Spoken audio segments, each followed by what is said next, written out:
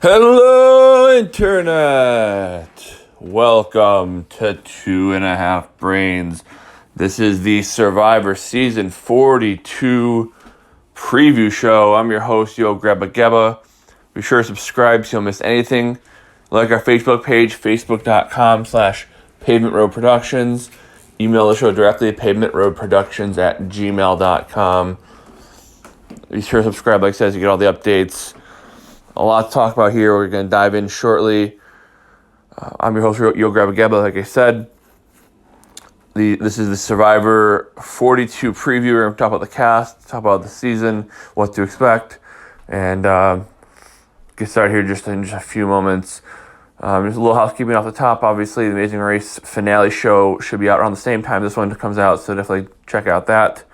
Also, we have a lot of shows coming up in the next little while as well, so definitely keep an eye on that. And season 41 has broke Jessica. I must tell you. So she won't be a regular on this episode on the show. She'll pop up here and there to give her takes, and we'll have her on as much as possible. Try to have other guests on as well. For now, you're stuck with me. We also haven't watched The Masked Singer in a few seasons, so we may talk about that again at some point in the future, but no guarantees. I do still want to watch it and get caught up on it and everything like that, but can't guarantee we're going to do anything with that at this time. So definitely subscribe to us so you do get everything we do put out, and we'll go ahead and get started here with the Survivor show. Just me right now. Like I said, we'll have Jessica on when she wants to come on, she can come on, and I may have some of the guests at some point as we go through as well. So, let's go ahead and get started here with the Season 42 preview. This is Survivor Season 42 preview show. And let's start off here talking about the kind of what to expect for the season in general, and then we'll dive into the cast. I'm going to do the cast preview a little bit differently this season. I've only done this format one other time, and that was for Millennials versus Gen X. David versus Goliath it was. It was David versus Goliath I did it. Where I'm going to preview the cast in the order in which I think they have a shot to win.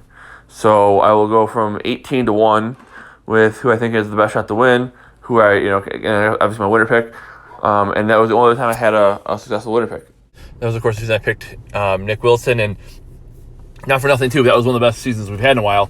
And it was one of those seasons where pretty much everybody I picked, my top 6, who had the best shot to win or whatever, people I wanted to see win, they all made it pretty far. They all made it to the, merge it to, except for maybe one or whatever, but it was a really good, cast, and they really delivered.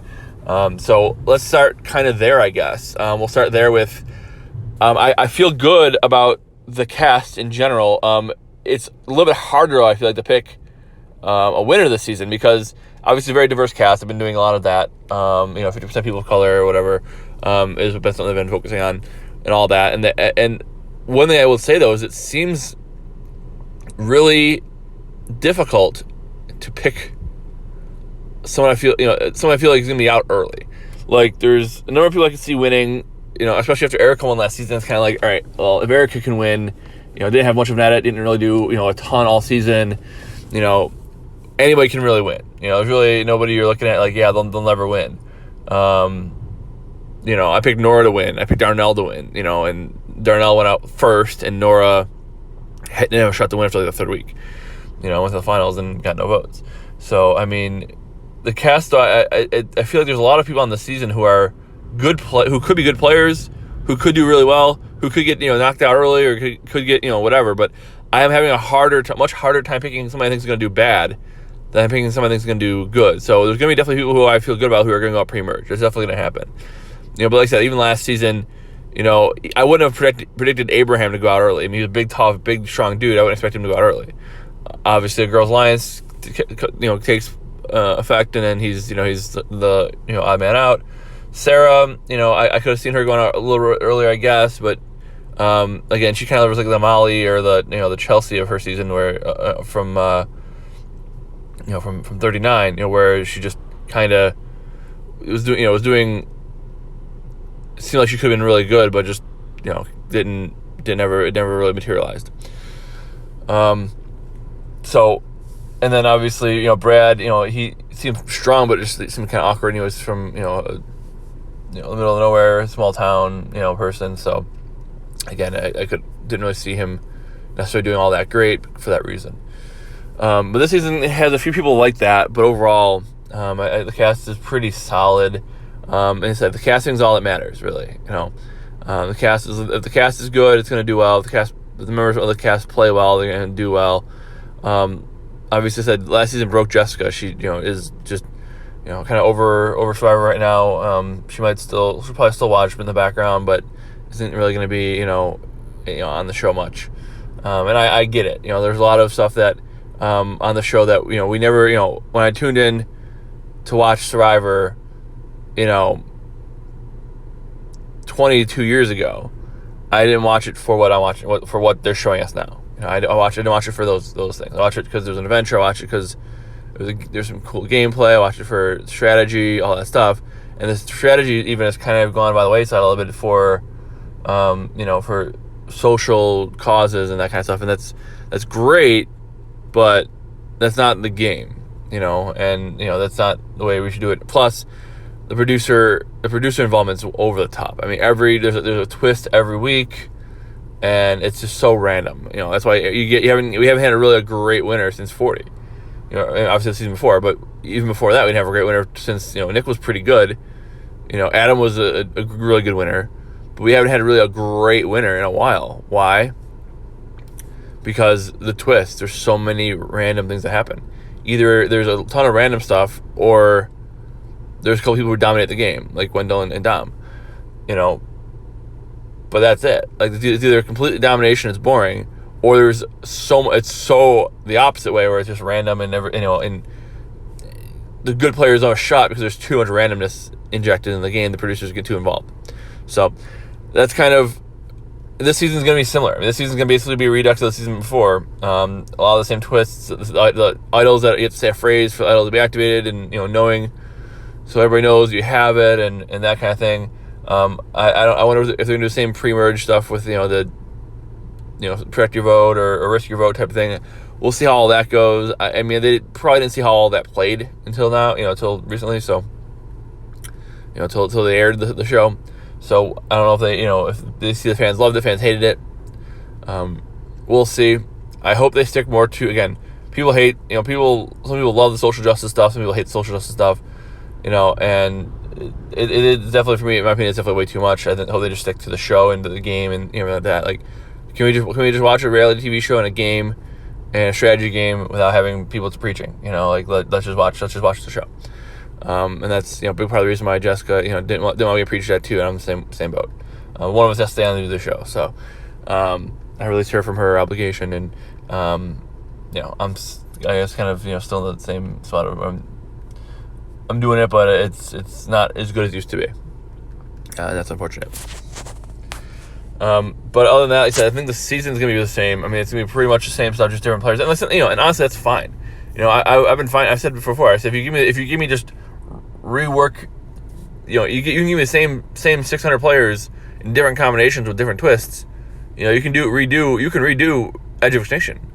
You can redo Ghost Island. You can redo, Heroes, Healers, Hustlers. You can do whatever. You do all a million times, even with the same, with returning players. Just have, instead of having these players on this tribe, have on this tribe, and see what happens. It's going to happen differently every time, especially because they have the knowledge of what happened the previous time. So I'm fine with it. I'm fine with sticking with the same format for 50 years. I'm okay with that. I'm okay with the less twists. I'm okay with whatever, because the people are really what make the show anyways, right? I mean, the people are really we don't really spend an hour talking about the twists to the chagrin of Jeff and the producers. We talk about the cast. That's what it is. It's the people. The people make the show, and that's what we're gonna spend the most time on. And I said I would be fine with again, you cast the occasional new player, and they said looking forward they're talking about doing a new player season and then a returning player season, like every run, right? So like 43 would be like a new player season, and 44 would be a returning player season, and vice versa, or vice versa, whatever, and so on and so forth for the next little while. So that's what they're talking about doing, and I'm fine with that. I'm fine with a lot of returning players. I'm fine with the most interesting players. I'm fine with the least interesting players. I said I would just like to see, like I said, that's how you can say, oh, you only want to bring back certain players, and certain players are only going to whatever. I don't buy that. I don't buy into that at all. I mean, we had Francesca Hoji go on twice, and she was entertaining as hell. She went out first twice. Was she a player you normally would bring back? Absolutely not. If you didn't bring back Phillip, you probably wouldn't have brought her back. But she delivered both times. She was entertaining both times. Again, maybe that's playing off of Phillip's craziness, whatever. That's fine. But and then you bring back Kelly Wentworth, a pre-merger from a season that wasn't great. Ended up that tribe Hunapu was one of the greatest tribes of all time. Now you look back, but with all the returning players, all the characters they had. But Kelly Wentworth like a fifth boot in her season, and then you bring her back and she goes to the Final Four and almost wins. And then she comes back again after that. And is a big part of that season. So you never know who's going to bring what. You never know who's those we lost too soon on the show who got knocked out early, and those said I'm way more for giving more people a second chance to play again. And like I said, in the cast, a lot of times makes that. So you can cut out the twist and have a good cast. Still have some twist because you don't want it to be boring. Have the occasional twist here and there. Have advantages, whatever. But the show has become all about the advantages and less about the cast, and I think that's to its detriment as well. So I hope they kind of hope this season. I'm sure the season's gonna be similar to 41. I hope after that they reboot a little bit and come back in and focus on the casting. So we'll talk about that here. We'll dive in here and get through the casting, talk about who's going to do what and who I have where. Again, I'm doing it in order of who I think is going to win. So 18 to 1, who's the best odds of winning, who am I ranking as a little bit of a power ranking, and perhaps I'll update that throughout the season. Maybe I'll do a power ranking throughout the season. I really haven't really decided if I'm going to change that format or incorporate that much into the actual show. I can kind of still do my who did well, who did bad type of thing, but we'll see. We'll cross that bridge when we get there. As we go in. So let's go ahead and dive in here. We'll start with the person I think has the 18th best shot of winning, or, again, will it be the first boot? Maybe, maybe not. It's hard to tell. A lot of times the first boot is random. Obviously you have to lose the first immunity. You have to, if you're, a lot of times if the people who are going to be on this list here are people who seem kind of bland and kind of vanilla, and those aren't the people who necessarily go out early. Those people actually usually go pretty far because they're not offensive, but they're not good enough to win. So I kind of see that these are a lot of times the people who are more out front, more out in the open, more loud. If they're getting a bad spot, they can be voted out because they're visible. So we'll talk about that here as we go in, and we'll start here with number 18. Also, another quick side note: I hope they start the season off with, or use the hashtag I'm feeling 42. That'd be cool. Anyways, so let's go and start off here with, and there's a lot of Canadians on this season. There's a ton. There's like 4 or 5. Really, really interesting. Let's start with the first person I think 18th best shot of winning. 18th on my ranking. On my ranking here, it's it's Mary Ann Okich. She's from Ontario. She's a seminary student. She likes table games, video games, reading, and snowboarding. She's definitely a high energy person. Just basically, and by the way, I pulled these from their CBS bios and also from the E Entertainment videos that E Entertainment released. I haven't been able to catch Jeff's cast preview in a few seasons. I'm not sure if he's not doing it or if I haven't been able to find it last couple seasons. So I really don't know what's up with that. But so Marianne Okich, a seminary student from Ontario. Definitely high energy. Definitely very bubbly, upbeat. Kind of jumped out of fired out of a cannon type person. Definitely a high energy personality. She said she compares herself to Davey, wants to play like Davey, which is interesting. Davey, was he was one of the players who kind of got lost in a really solid cast. That his cast was really, really good, and he got kind of lost in it a little bit. I mean, he had a better shot when he had played a better game than you kind of looked at on first watch. But he's very very entertaining, very upbeat, and she definitely is a very positive person. My biggest fear for her is one of the things that can really hurt you on Survivor, and they're trying to cast more diverse, so that helps. But people who are very, let's say, they're very, maybe even, I don't want to say fringe views, but very passionate about things that normal people aren't passionate about, right? She's a seminary student, right? So if you look at the recent history of seminary students, even going back to 25 with Roxy, third boot in our season. We had, or second boot, I think second boot, third boot, whatever. Second boot of our season, yeah. And then we had on Davy's season, or no, not Davy's season. That was on Edge of Extinction. We had Keith Soul, right? He was Bible student as well, right? A very religious person, and it's great, and it's good, good thing to get into. But on Survivor, if you're very passionate about your religion, your faith, whatever, unless it's like that'd be cool to do like a season of faith versus hedonism, whatever. I'm just saying, like there's people who are very passionate about their faith, but they're not surrounded with people who are also very, very passionate, and to the same degree, you'll come off as preachy probably, especially if you're high energy. You're high energy. You're into the Bible and God and all that. That's great. That's awesome. A better person than I am in that case. But it's hard to fit in a group when you're that passionate about that kind of thing. And I just think, she's young. She's 40. She's 24.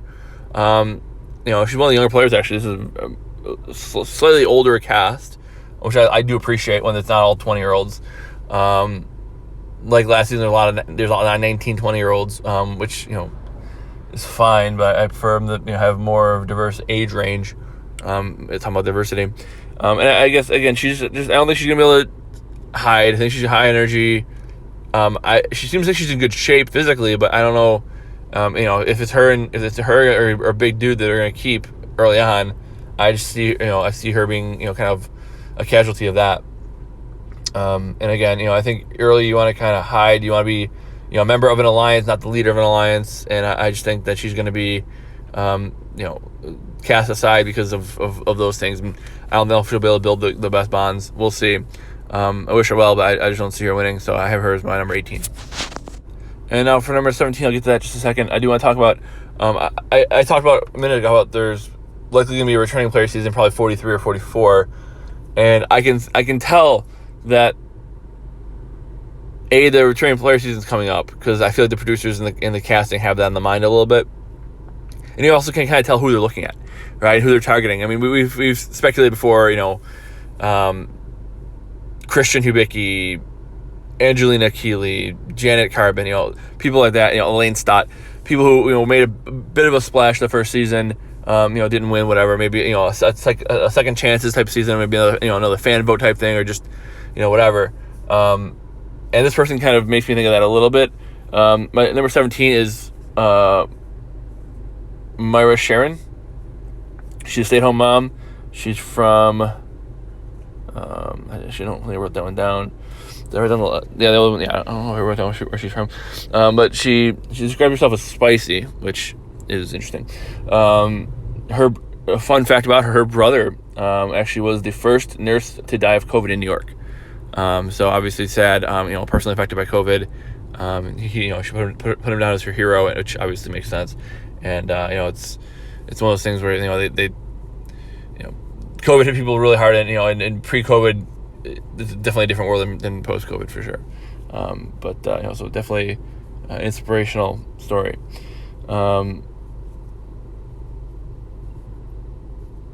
She says she's a softie, which is interesting.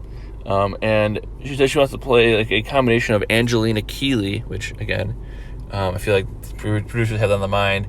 So they probably gave them seasons to watch. They probably gave them that season. And a combination of Angelina Keeley and Tony, which I don't really see how those fit. Angelina, and Tony were very, very different players. Both were aggressive, but in very different ways. I feel like she just kind of knew the show. I feel like they gave her a couple seasons to watch. They gave her maybe, MVGX, maybe Dave vs. Goliath, maybe, and or probably not even that one. Probably Dave vs. Goliath, probably Ghost Island, or so many different islands. Edge of Extinction, Dave vs. Goliath, and 40. And where's it were? Probably. It seems like pretty much everybody that was selected was from one of those seasons. Who they said they wanted to play like. So I don't know. She seems new to the show. So I don't know how well she knows the show. And I'm not feeling great about her. Definitely, again, anybody can get in a good alliance. Anybody can go far in the game. Anybody can have a shot to win. But I just don't feel great about Myra. Number 16 is, let's see who do I have for 16. So for number 16, right. So 16, it's a little interesting. I had Mike Turner. And Mike's a 58-year-old retired firefighter from New Jersey. He says he's loyal, and he says he wants to play Boston Rob. I don't usually, put the, big, strong guys this far down. But for me, he said he wants to play Boston Rob. To me, he reminds me of Abraham from last season plus Tom Laidlaw. Like, super loyal guy, friendly, outgoing, big, strong guy who's just going to get completely engulfed by the game. Like, they keep saying this season, the monster's back. And I think this guy might be a victim of the monster. He could make the merge, because he's strong. That why necessarily get rid of him. But I just don't see him being cutthroat. I don't see him being, a savvy enough player to make moves. I don't think you necessarily even need to make big moves anymore. I think that age just kind of died with Erica, but or any moves for that matter. But I think that Mike is just going to get kind of lost in the shuffle. And yeah, they may make him survive a little bit. I'm not saying he's going to be the first one out. He may survive, even to the merge, but I just don't think he's going to be a giant character. And again, what do I know? I get everything wrong. I picked Xander to win, and he got no votes, and I picked Sydney to win. She went right at the merge. So I've done this, officially picking winners, on record since this will be the 11th time I'm doing it since season 32. I did since 32. I started officially picking winners since 32, and I've gotten it right once. So what do I know? People I pick think are gonna be good or terrible, and I think are gonna be terrible are gonna be good. So who knows? But I don't see a huge upside for Mike. I see maybe early merge at best. He's older, and I mean, it is an older cast, but I think he's the oldest guy out here, and it's I just don't see him. He seems like he's still in pretty good shape. He's a fireman, so whatever. And New Jersey's produced a lot of winners, especially in the 30s and late 20s of the show. But I just don't see. I don't see him being able to go the whole distance here. I just don't see him being a winner. So sorry, Mike. Here's number 15 now. For number 15, I have. I think his name is Hay Gyang. He's from Atlanta. He's Vietnamese. His mother was born in Vietnam. He grew up in Atlanta, and now he lives in New Orleans. He's a data scientist.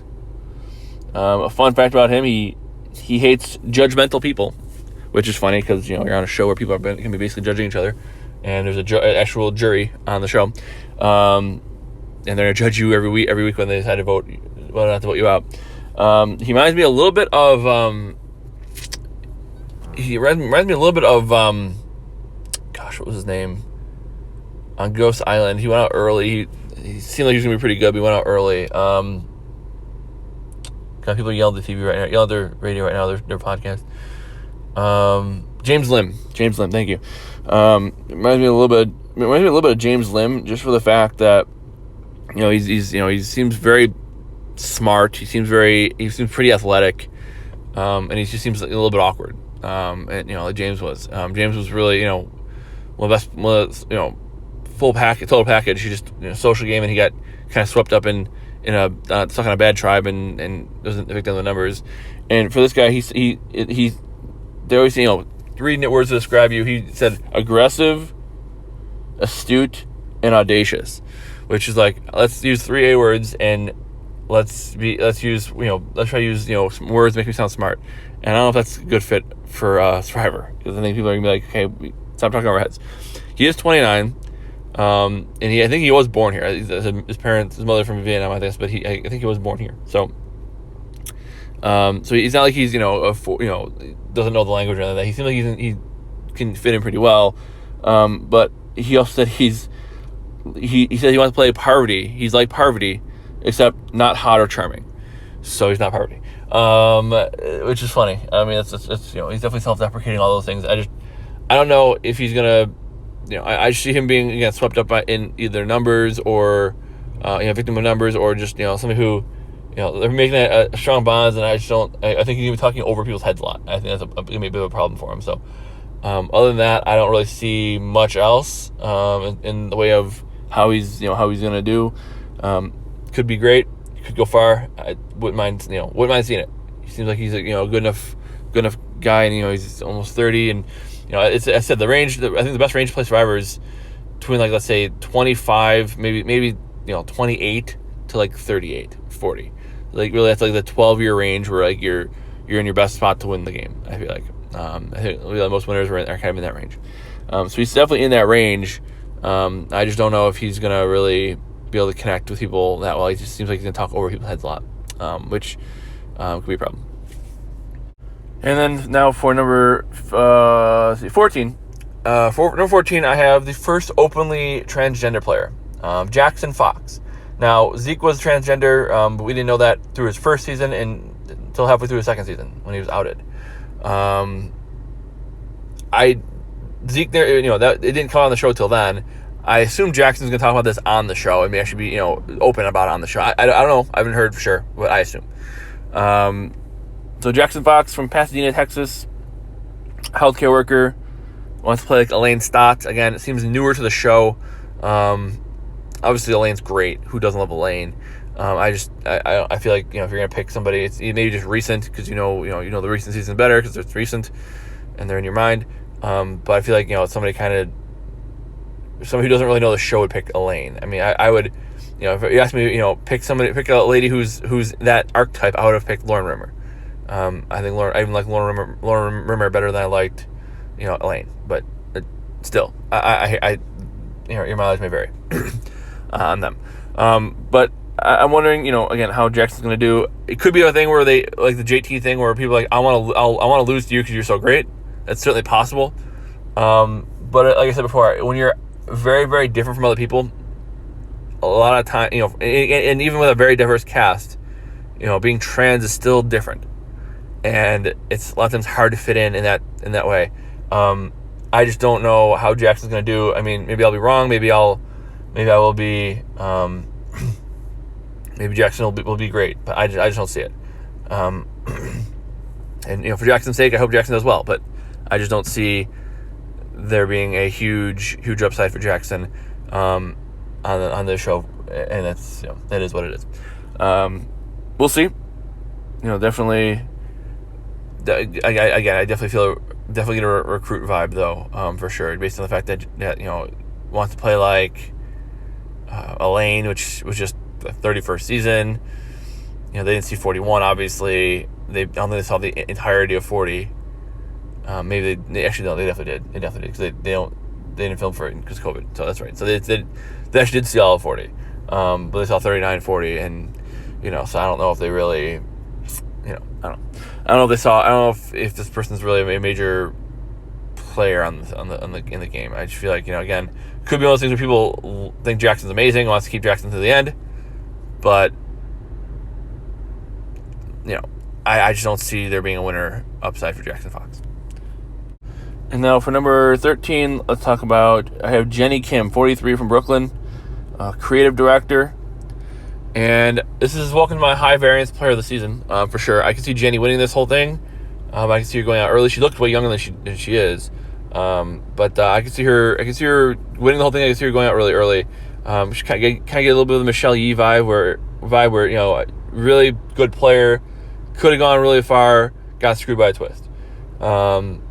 So I could see that being a thing that happens as well for Jenny. But I can see her going really far. I can see her not getting into Alliance early enough and being knocked out early. But again, I think if she gets into Alliance, she can go deep for sure. I can see her definitely even winning. But I also can see her going really early, so I kind of have her here in the middle a little bit, right on the merge. She wants to play like Kelly Wentworth and Lauren Ashley Beck. There's a lot of Lauren, which again I feel like she's gonna come back soon too, right? Because her name keeps popping up again. It seems like whenever players right before they come back, right after they come back, their names pop up a bunch. Because I think production kind of says you're like this person. And they're like, okay, whatever you say, get me on the show.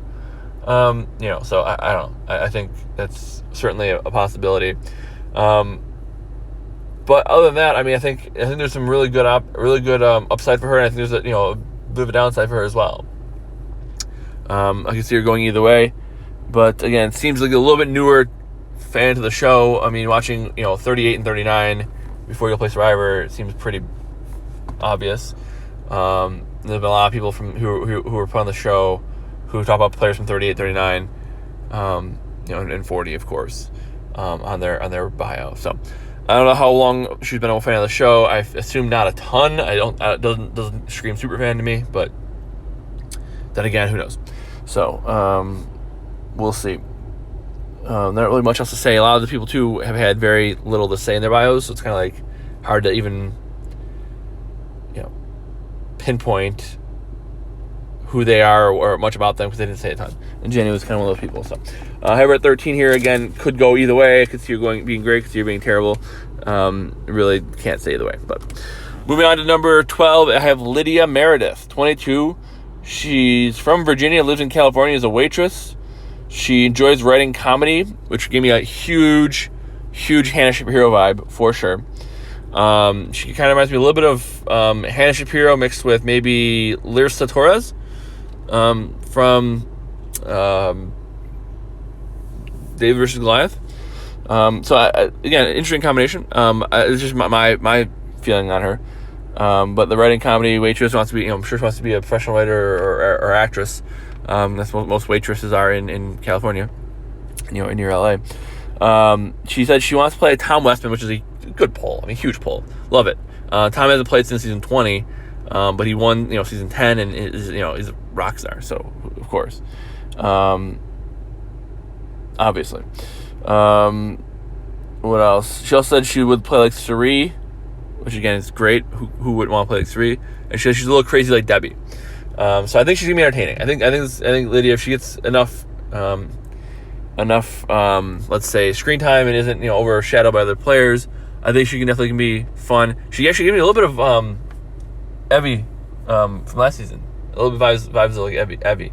So that's interesting too. I don't know. Definitely I can see her being a narrator. She definitely seems like someone who can talk and will narrate the show and be outspoken and everything like that. I think the second ever Lydia to play. The first one went to the finals, right, or really deep in the game. Not to the final, but definitely went deep in the game. I think in Guatemala.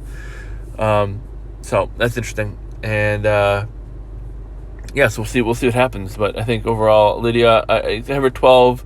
Again, I can see her going higher than that. I can see her going lower than that. I can see her being like a Hannah who almost gets knocked out early and then goes to the finals. Right? Hannah was almost an early boot and then went to the finals. Kind of like David was that season. So we'll see what Lydia does. We'll see. I mean, if she's entertaining and fun, they'll probably get her at least through a couple votes early, and then once she's at the merge, she's not that much of a threat unless she's overtly like this person gets to the end, they win type of thing. So kind of similar to like with Jackson. I feel like Jackson gets close to the end, people are gonna be like, all right, we can't let Jackson get to the end. Jackson's got too good of a story.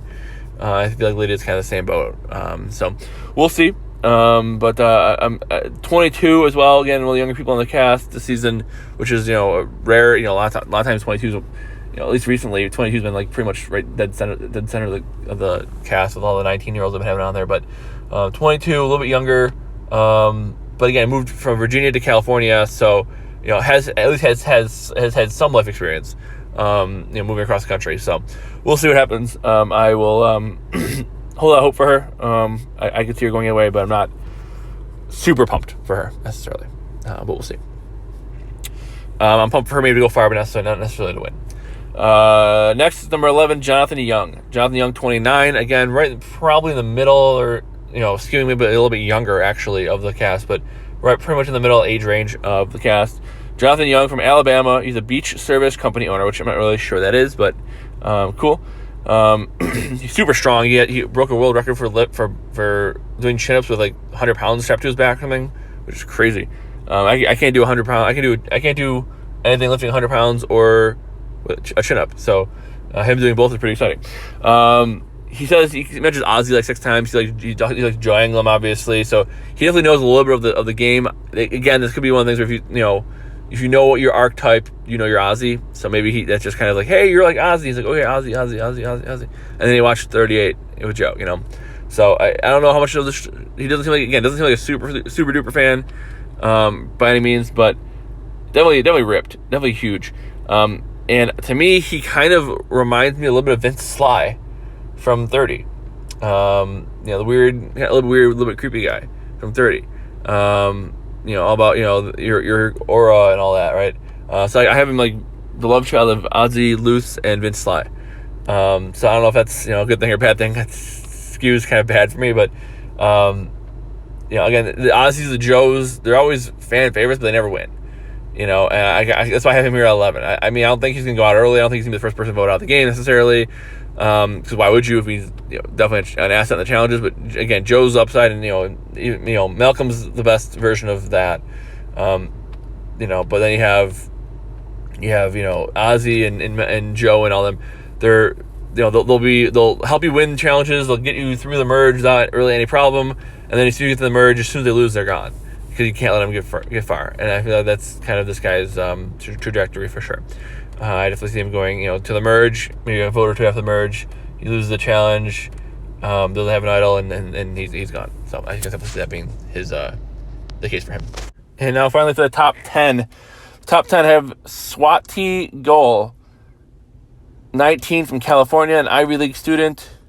3 words to describe her were all C words, so apparently she likes C's, where the other guy liked A's. She said she wants to play like, she has a, so one thing you wouldn't know about looking, the question, one thing people wouldn't know about looking at you, she has a black belt in karate. She said, actually, it's jiu-jitsu. Actually, I'm just kidding, it's neither. Okay. Funny. Funny. It's funny.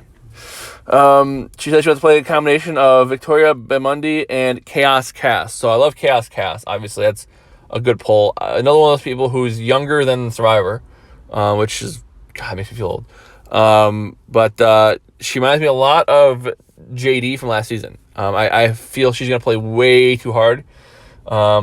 Again, we'll see how she does. She definitely seems like she knows the game well, but that's not necessarily a good thing. You can know the game really well and, be annoying about it. And try to overplay and not have the social, and again, she's 19. So not having the social skills definitely makes sense. Ivy League student, not used to average people, used to very smart people. Again, her and Haya can get along really well. But other than that, I don't see her getting, being able to fit in too well, just based on that. So I'd like to see her do well again. Another person, she's from California, but I just don't see it being a long run for necessarily. Or again, if it is, I see her going out probably right on the merge or earlier than that even. But again, if she can get into the merge, I see her being like a Karishma where she sticks around for a while and just kind of waits to be picked off. Not necessarily going to win, but around for a while. And I probably should actually put her a little bit lower on the list. I don't know. I guess just the fact that she's young and in pretty good shape, and the diversity of the cast as well, I think helps her. But I don't see her going too far. Number 9, I have Romeo. Oh, where art thou, Romeo? Romeo's 9th. Romeo Escobar from Los Angeles, California. He's a pageant coach. He's 37. And they asked him, who do you want to play with? He said, no, or who do you want to play like? He said, no one will play like him, which of course is not true. Everybody has a game similar to somebody else. But he said he wants to have a historic moment like Sandra, Suri, Parvati, Rupert, or Boston Rob. Okay. A historic moment would be sacrificing himself for his Juliet. That would be cool. Getting voted out to protect his Juliet would be a cool thing to do. I don't know. I don't know about him. He's in good shape. He reminds me a little bit of like a Rodney from that season from 30, or somebody kind of along those same maybe even like a Joe Mena. I don't know. I'm not really sure too much about him. He didn't give a ton of information. He doesn't seem that interesting. But also I don't see him being anybody who's like too offensive either. But at the same time, I mean, he's a pageant coach. I don't know. It's interesting, a very interesting, background for sure. So we'll see how he does. I don't know. I wouldn't want him training my daughter on pageantry, but that's just me. But anyways, a good-looking 37-year-old guy can train my daughter. I don't know. But I'm sure he's great. I don't see him doing great in this game. But he does. I do. The only reason the only reason I have him this high, honestly, the only reason I have him this high is he definitely gives off a bit of a,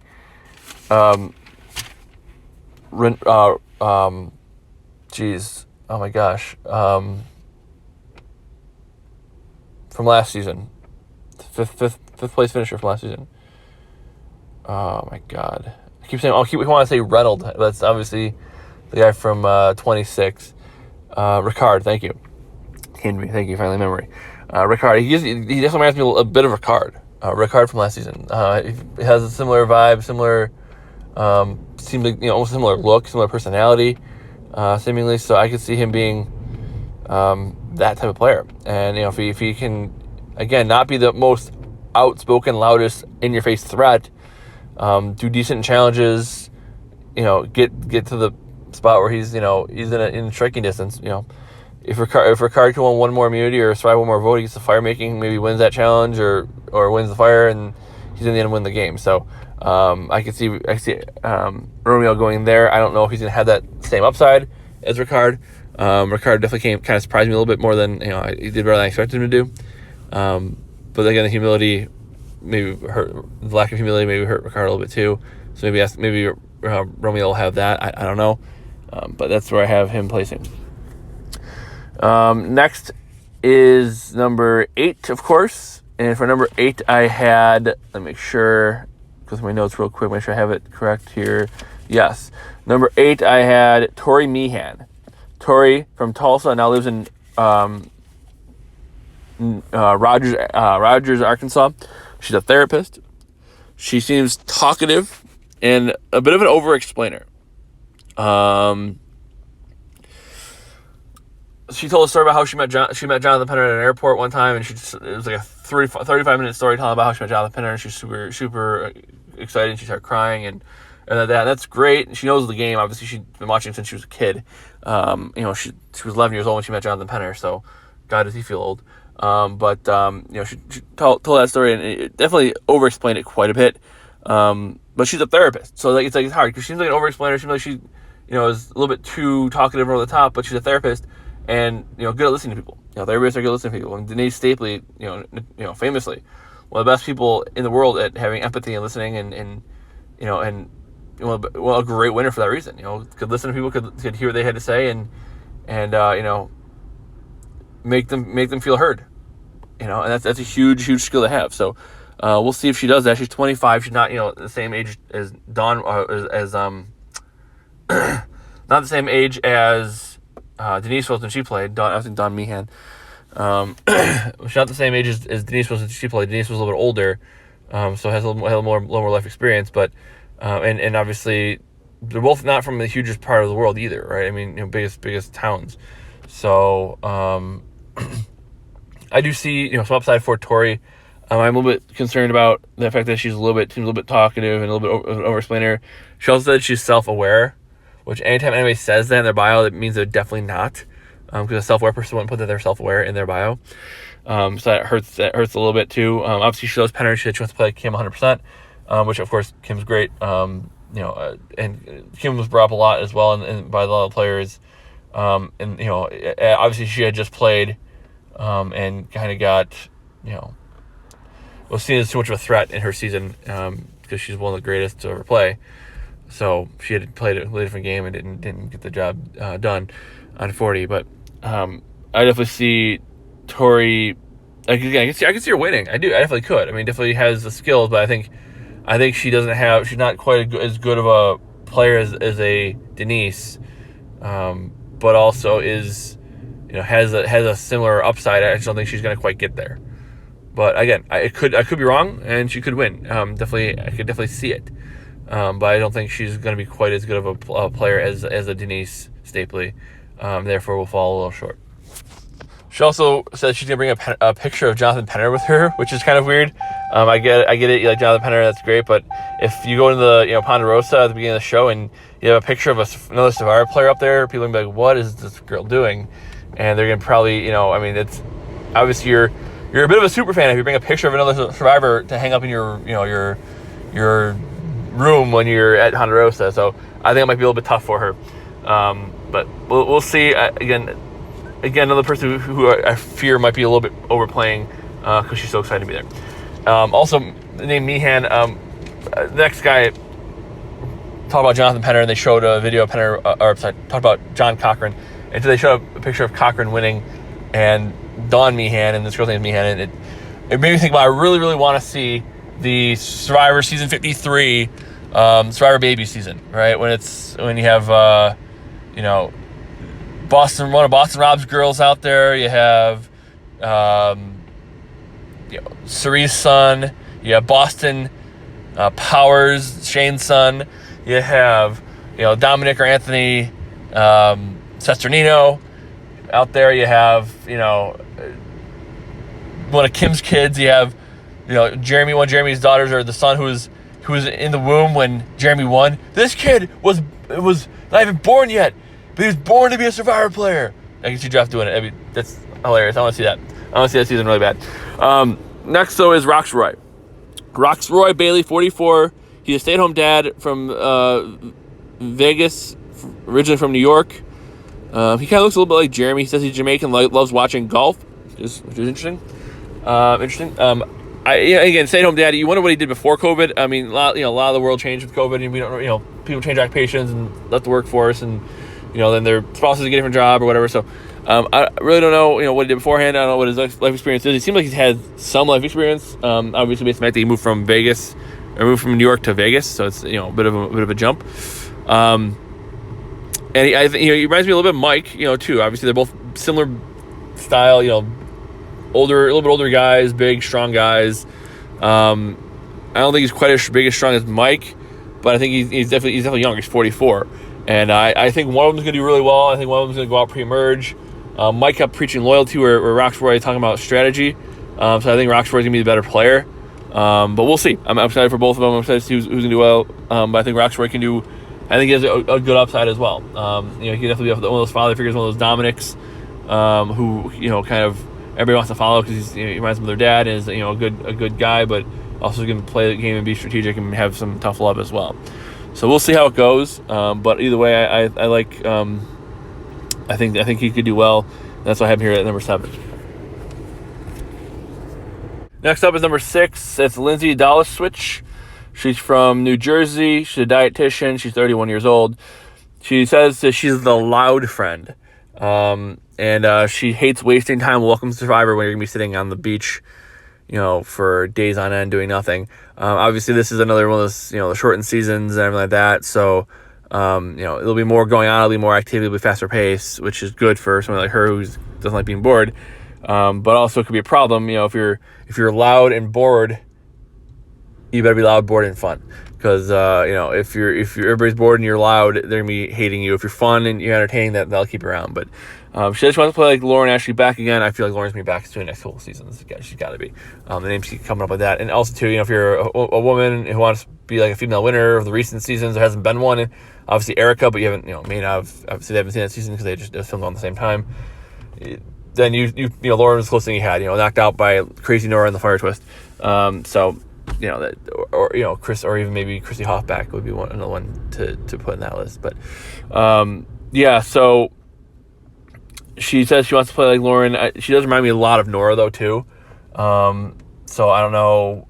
She definitely, a lot of times with this show, it's what part of your personality is going to come out, because everybody has upsides and downsides. They have good traits for Survivor and bad traits for Survivor. Nora, an entrepreneur who's high energy and gets people to follow her because she sells her product, right? She runs her business, but also it can be really weird and grating. Which side's gonna come out? And that's why I picked Nora to be my winner, because I thought she would be have the positive traits come out more than the negative traits. And I think Lindsay's got a lot of the same traits. So if her the positive, upbeat, leadership side can come out, and talkative and interactive and social side can come out, great. If her annoying side comes out, she's in trouble. So I have her at 6. Again, I can see her, another person that has high variance. I can see her going really either way. I can see her being the first boot. I can see her winning the game. So again, another high variance person as well. So we'll see how she does. She's from New Jersey. New Jersey does usually have a lot of winners, but we'll see. Next is number 5. This is Zach Wurtenberger. Zach is originally from Florida, now lives in St. Louis. He looks a little bit like Adam Klein. He's a student. He's a big fan of Jonathan Penner as well. And his hero is Ethan Zahn. So that's cool. So obviously, Ethan from he played last season or 40, and then he also played he won season 30 or season 3. He's a Jewish kid. He loves the Jewish players, and he wants to play Todd Herzog. This guy reminds me a lot of a combination of maybe Will Wall, Adam Klein, and Ryan Ulrich. Ryan Ulrich. He's got again a pretty good upside. I think he definitely can win the game. My biggest downside for him is he's 22, and he's a student, right? So not the ton of life experience. He did move, from Florida to St. Louis, so that's definitely a change. But again, he's 22. He doesn't have the most life experience. He's one of the youngest people on the cast. So that's really, I would have made him a lot higher on my list. But again, also, he seems like another one of those people who's like bursting the seams, right? Like, Tori had a picture of Jonathan Penner in her room, at Ponderosa. Like, I can see this guy going out just being, So what color buff did they wear on season 17, after the swap? It's like, what? Who knows that and who cares, right? I think, I wonder if that's going to be his thing, like, or he's going to maybe think that he's playing Survivor, so everybody else is a super fan like him, because he's definitely a super fan. There's no doubt about that. But I wonder if he's going to be social enough to pull it off. So we'll see. But I definitely have high hopes for him. I think he could do really, really well. Again, I don't see him being out first, but and I definitely see him having the possibility of winning. But Ryan Ulrich again was one of those people who, had Ben get knocked out, it would have been between him and Chrissy, and Chrissy probably still wins that. But Ryan had he made moves and did a good job, for the most part of the game, just kind of fit into the end. So we'll see how Zach does. But again, he's 22, he's a student, so it's usually you want to be in your mid to late 20s and have a bunch of life experience, I think, to kind of help you in this game. And I don't know if he's going to have that. Number 4. Moving on to number 4, our final 4 here. So this is, again, the fire making. Again, I don't predict this is the order they're going to go. I just think this is their, the odds of winning, the best chance of winning. So I'm up to number 4 here. For number 4, oh boy. For number 4, I really debated where to put this guy, but I have Daniel Strunk, 30 from Cincinnati, via New Haven, Connecticut. He's a law clerk. His hero is George Washington, which is, awesome. And I definitely like this guy. He says he's a combination of Fabio, Yule, and Todd. Two of those, which of these things is not like the other? One of these things just doesn't belong. Yeah, he says he's weird like Fabio, but he's strategic like Yule and Todd. Perfect. Awesome. Good. Definitely knows the game. That's, knowing the range of players from different seasons, that's good. Early seasons, then obviously somebody played later. Definitely a fan of the show. He definitely has the life experience that Ryan doesn't have. I just don't know. My only reason I was really close to making this guy my winner pick. He just seems a little bit off. He does seem like a Fabio, and not with the charm of Fabio, but just the weirdness of Fabio. Fabio, for all the things I didn't like about him, he was charming as hell. He was non-threatening. He was super charming. And I don't think I don't know if this guy's charming. I really couldn't tell you. So I'm debating. I want to make him higher. I just get a weird vibe. I get a vibe of he's gonna be, maybe a little bit awkward, and people are gonna be like looking at him like, this guy's weird. I don't know if I like him. So I don't know. I want him to do well. I think he has a very good potential to do really well. If he doesn't let his freak flag fly too much, I think maybe. I think that's really what he's got to do. I think if he can keep down the wraps, I think he can definitely win the game. But my one fear, the only reason I don't have him a little bit higher is that reason.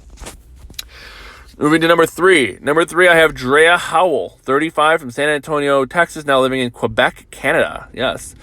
So not a Canadian by birth, but Canadian by by choice. She's a fitness consultant. She hates dishonest people. Welcome to Survivor.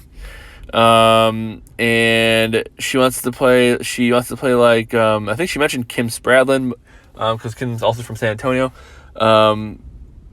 But she wants to play like Kelly Wentworth again. Kelly, somebody who I feel like Drea knew of Kim because Kim was from the same town as her, but really didn't watch until recently with Kelly's season, being one of the ones that she watched, Kelly's most recent season.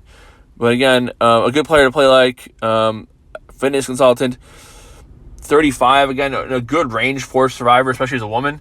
You don't want to be the mom who's in her 40s or older. You don't want to be, necessarily the super young one who's naive. So I think she's in a good spot. That's really why I have her third. I don't really have much of an opinion on her other than that. I could see her going either way. I think she's in a good spot for the current day of Survivor. I think she's, again, enough life experience moving out of the country, from one part of the country to another. And, I can see her doing well for that reason. So not really much else to say on her, but I have her third as the third best shot of winning, and we'll see what happens. Next, number two. This is another Canadian. He's from Kitchener, Ohio, which is about 2 hours from where I live, almost exactly 2 hours from where I live. He's a veterinarian, and he specializes in exotic animals. So, really cool occupation. I think one thing that's cool about him, he likes training animals. He likes playing Settlers of Catan, and he likes watching TV. Definitely a nerd, no doubt about that. Omar Zahir is his name, 31. He knows Survivor very well. He mentioned all kinds of different players he wants to play. Like Rob Cesternino. He won a whole big thing about Rob Cesternino, which is great.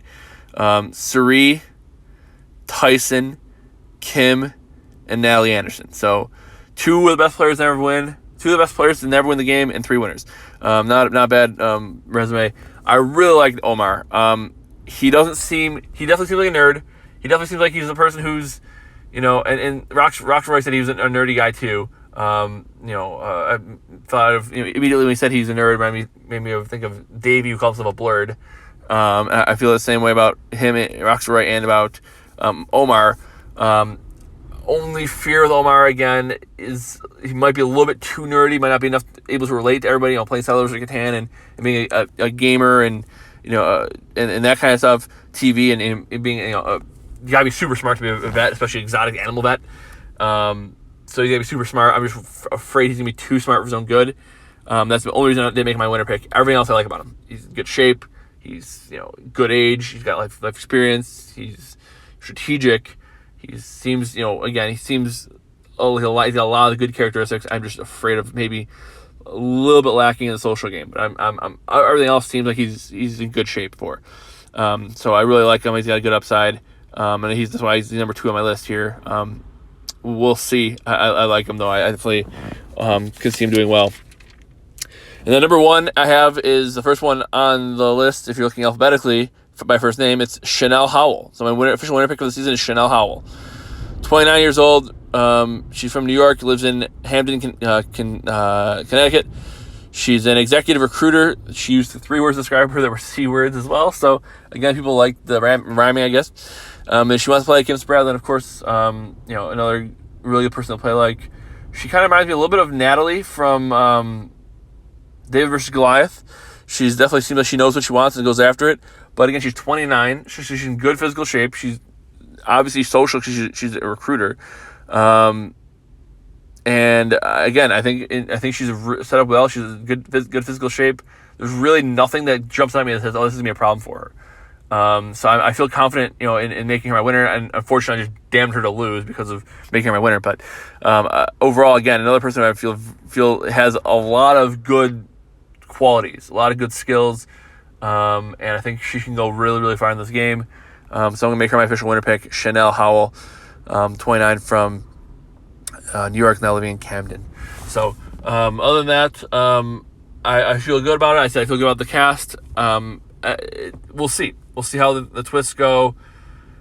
We'll see how the show plays out. Obviously, first episode is on March 8th, which is obviously Wednesday. So keep an eye out for that. We'll have our first show come out. And be sure to subscribe to my anything so when we do get the shows out, you can be right there for them. You can like our Facebook page, facebook.com/Pavement Road Productions. Email the show directly, pavementroadproductions@gmail.com. We'll try to get some guests this season as well, so it's not just me. I'll try to convince Jessica to come on a couple times as well to be part of the show. I know you guys were gonna miss her. And obviously we'll get our Amazing Race show out here. It might be out now by the time you're listening to this, or at least around the same time, shortly after when the show comes out. So definitely subscribe so don't miss anything. Like our Facebook page.